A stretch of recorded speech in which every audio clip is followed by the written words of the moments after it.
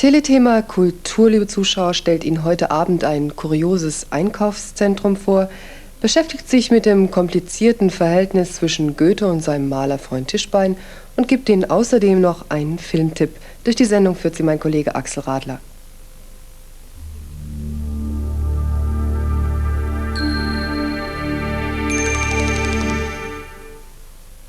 Guten Abend, meine Damen und Herren. Die Schaufenster erinnern uns unübersehbar. Die Vorweihnachtszeit bricht an. Eine typisch deutsche Zeit, wie es heißt. Die deutsche Weihnachtsindustrie schafft immer wieder Neues. Und die Nachfrage nach deutschen Weihnachtsdekorationen wird größer und größer, auch im Ausland. Sogar die Japaner sind verrückt nach deutschem Weihnachtsschmuck. Für sie und all die anderen, die es auch sind, gibt es ein wahres Paradies. Rothenburg ob der Tauber. Beliebtes Ausflugsziel für alle, die deutsche Romantik in einer mittelalterlichen Stadt suchen.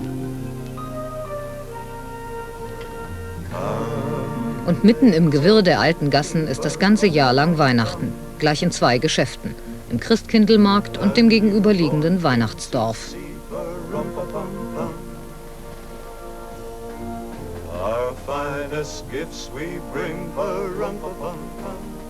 So wie auf diesen Bildern sieht es hier an Fasching, an Ostern, an Pfingsten und im Hochsommer aus.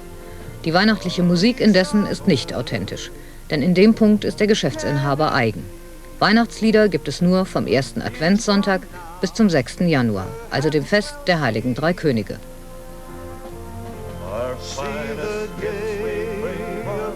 38.000 Weihnachtsartikel hat das Weihnachtsdorf ganzjährig im Angebot. 30% des Umsatzes bringen die Amerikaner. Und selbst die Japaner, denen Weihnachten als christliches Fest unbekannt ist, kaufen eifrig Christbaumschmuck. Die Bundesbürger, die den Löwenanteil des Umsatzes bringen, geben pro Jahr etwa 20 Millionen Mark dafür aus. Einiges davon hier in Rothenburg. Die 2,70 Meter hohe Pyramide ist allerdings unverkäuflich. Zwischen 8.000 und 10.000 Besucher kommen täglich ins Weihnachtsdorf. Und die meisten, man mag's nicht glauben, kaufen Christbaumschmuck im Hochsommer. Sie haben dann allein bei den Christbaumkugeln die Wahl unter Hunderten verschiedener Farben und Dessins. Beispielsweise die Modefarbe Mint. Wir sind hier seit 1977.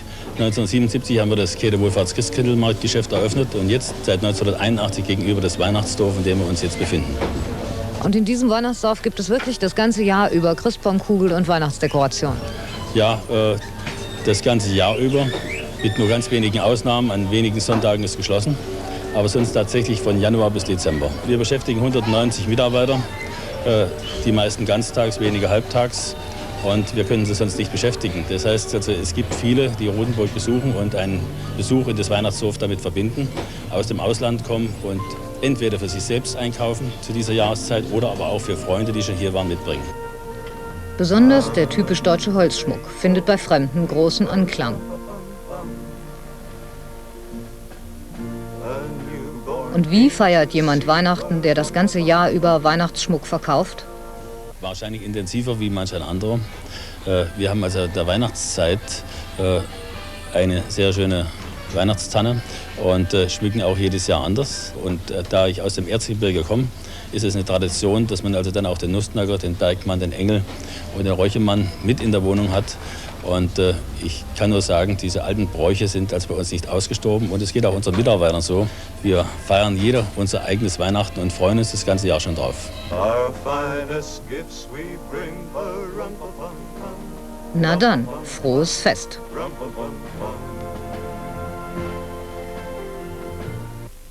Also ich werde Ihnen heute Abend noch nicht fröhliche Weihnachten wünschen. Das Goethehaus in Frankfurt am Main hat gestern eine Ausstellung eröffnet, die Sie bis zum 10. Januar 1988 sehen können. Johann Heinrich Wilhelm Tischbein, Goethes Maler und Freund. Die Bilder Tischbeins geben Zeugnis dafür, wie sehr er Goethe verehrt haben muss. Aber die Freundschaft bekam einen Bruch. Warum?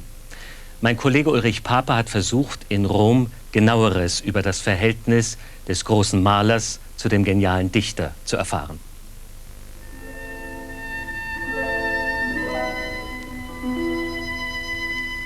Die Campagna di Roma vor den Toren der ewigen Stadt. Hier malte Johann Heinrich Wilhelm Tischbein 1786 seinen Freund Johann Wolfgang Goethe, nachdem der Dichter mitten in einer Lebenskrise heimlich aus Weimar und Karlsbad geflüchtet war. Maler und Dichter lebten in Rom zusammen in der Via del Corso, nahe der Piazza del Popolo. Der Palazzo steht heute restauriert an derselben Stelle.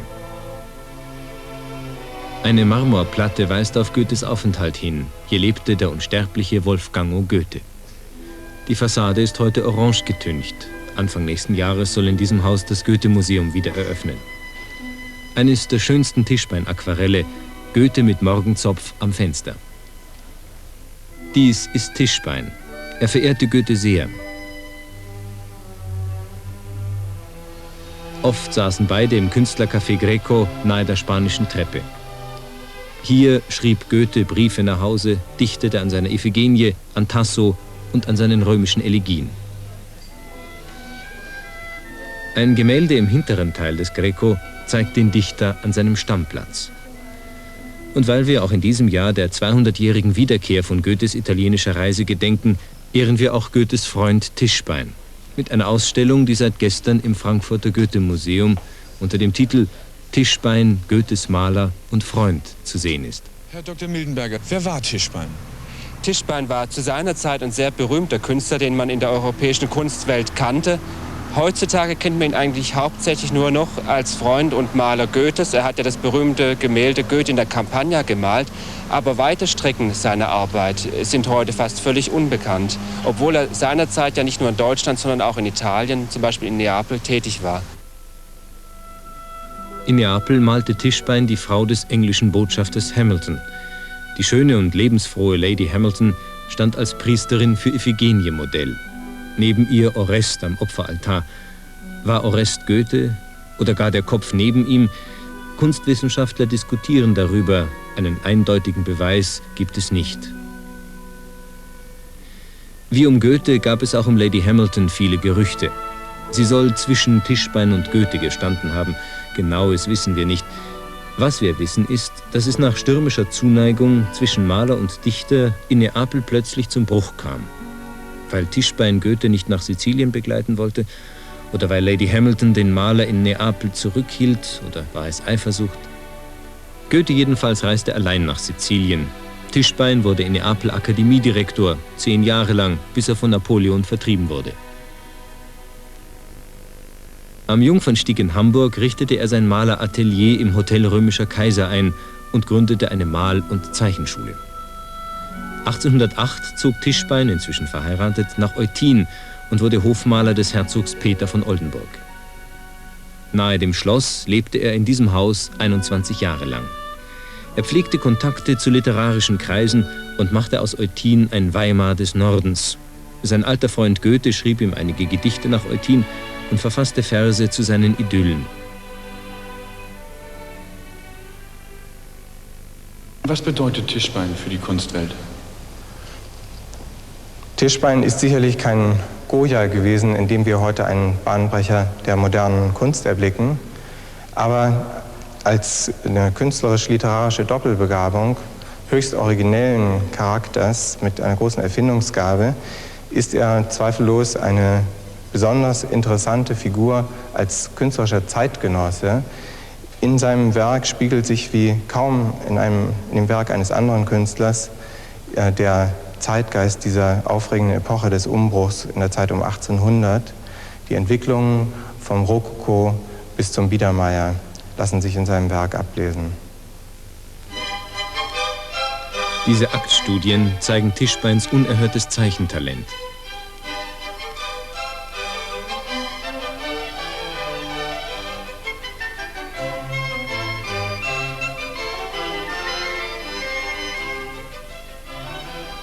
Johann Heinrich Voss, Lehrer in Eutin und genialer Übersetzer des Homer, war ein Freund des Malers.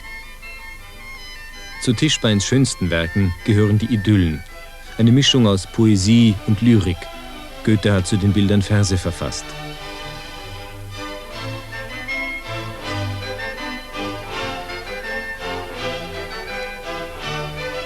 Tischbein war auch Literat. Man nannte ihn den Dichter mit dem Pinsel.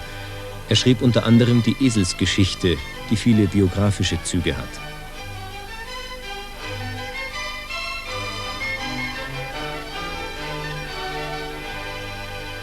Das ist einer, der es im Leben zu nichts gebracht hat. Und jetzt freut er sich, dass er doch noch einen so großen Schatten werfen kann. Auch Tischbeins Zeitgenossen sind in der Ausstellung zu sehen. Caspar David Friedrichs Schwäne, die Hamburgerin Wilhelmina Sophia Hellwig von Philipp Otto Runge.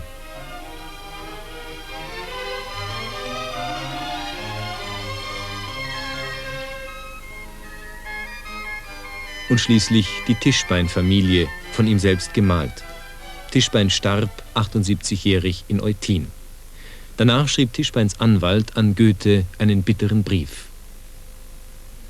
Haben Eure Exzellenz 1821 an den verstorbenen Tischbein geschrieben und worunter von Ihrer Hand geschrieben steht, treulichst Goethe.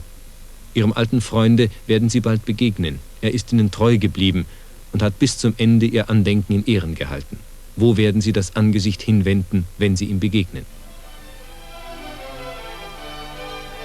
Der Brief hat seinen Adressaten nie erreicht. War es Tischbeins letzter Wunsch, seinen alten Freund nicht zu verletzen? Auf seinem Grabstein steht eingemeißelt: Friede, Friede. 40 Jahre hat Louis Malle gebraucht, um sich als Kind wieder zu begegnen. In seinem neuesten Film Auf Wiedersehen, Kinder erzählt er eine Episode aus seiner Internatszeit im besetzten Frankreich 1944. Ein Neuer ist angekommen. Er ist anders als die anderen. Er hat ein Geheimnis. Er ist Jude. Zwischen Julien, der Name steht für Louis Malle, und Jean, dem Juden, entwickelt sich eine behutsame Freundschaft. Aber die Realität des Krieges, der deutschen Besatzung, ist gegen sie. In einem Restaurant müssen die beiden Jungen lernen, dass es Menschen und Juden gibt. Auf den Sieg! Ja, auf den Sieg!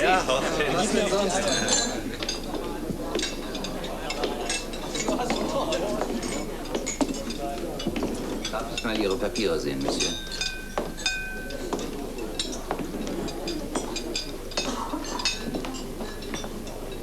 Ihre Papiere, Monsieur.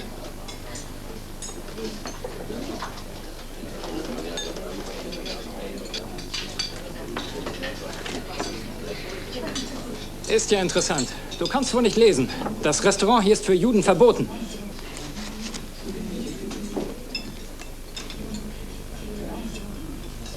Wie kommen die dazu, die Leute so zu belästigen? Er sieht so anständig aus, dieser Monsieur. Monsieur Maillet ist seit 20 Jahren unser Gast. Ich kann ihn doch nicht plötzlich vor die Tür setzen. Und du halt die Klappe. Wenn ich will, kann ich euch die Lizenz entziehen. Herr Kollaborateur. Sei still, François. Still. Hast du das gesagt? Er weiß nicht, was er sagt. Er ist ja noch ein Kind. Wir stehen im Dienste Frankreichs, Madame. Dieser Junge hat uns beleidigt. Dazu haben Sie kein Recht. Unglaublich, was hier passiert. Abscheulich. Im Gegenteil, ganz richtig. Bravo. Ach, halten Sie den Mund. Sie sollten sich schämen. Lassen Sie diesen Mann zufrieden. Sie haben ganz recht. Nach Moskau mit den Juden. Das ist ja wieder mal typisch. Kann er nicht mal mehr in Ruhe essen. Verschwinden Sie endlich! Soll ich Sie nochmal sagen? Verschwinden Sie von hier!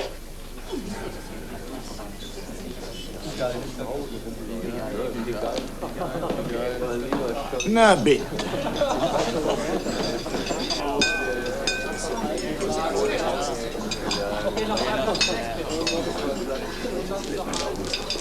Sind wir nicht auch Juden?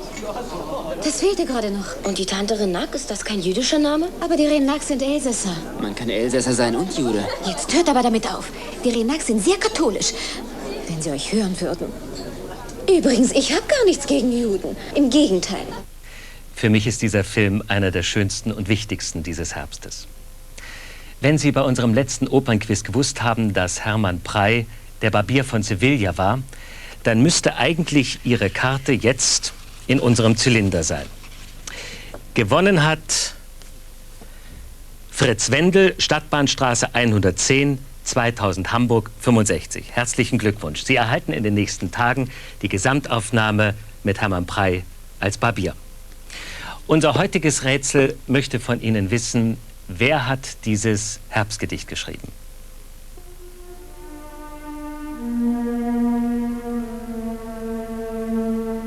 Herr, es ist Zeit.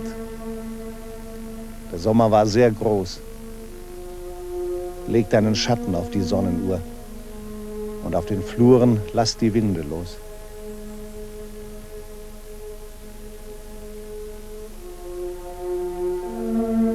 Befiehl den letzten Früchten, voll zu sein. Gib ihnen noch 2 südlichere Tage. Dränge sie zur Vollendung hin und jage die letzte Süße in den schweren Wein.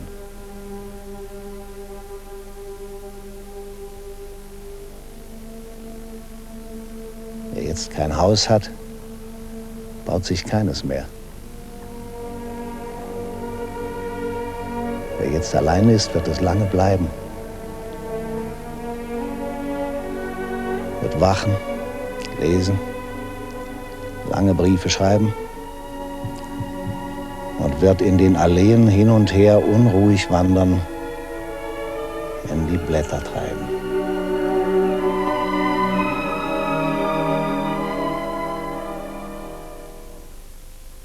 Ich glaube, heute erübrigt sich jede Hilfe.